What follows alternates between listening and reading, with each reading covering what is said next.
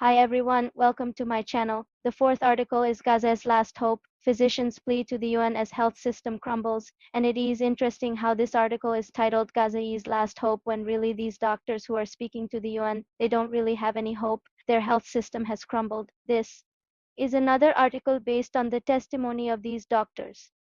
And it says the doctors said the healthcare system in Gaza is on the brink of collapse due to the ongoing Israeli offensive, which has resulted in a mass influx of casualties and the depletion of medical resources.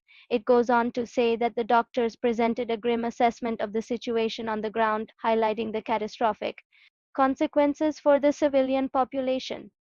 They provided a first-hand account of the relentless bombardment and its devastating impact on medical facilities and the availability of crucial healthcare supplies. One of the doctors said, "We find ourselves in a terrifying scenario where every 5 minutes our emergency departments receive a new influx of wounded individuals, primarily innocent civilians caught in the crossfire.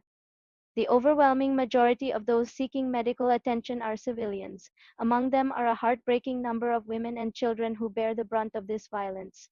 Tragically, we are witnessing an alarming loss of life as vital medical supplies dwindle and our healthcare system grapples with the sheer volume of casualties.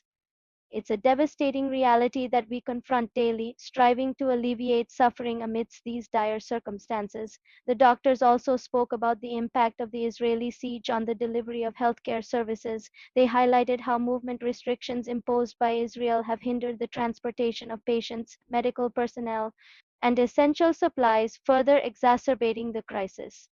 The siege has also limited access to specialized medical care, forcing many patients to endure prolonged suffering without access to critical treatments. It says we are confronted with the agonizing reality of patients who could be saved if they had timely access to healthcare services. However, the Israeli siege stands as an insurmountable obstacle, denying them the medical attention they desperately need. The physical and psychological toll on both patients and medical staff is immeasurable. It is a heartbreaking scenario that we witness daily as we struggle to provide care under such restrictive conditions.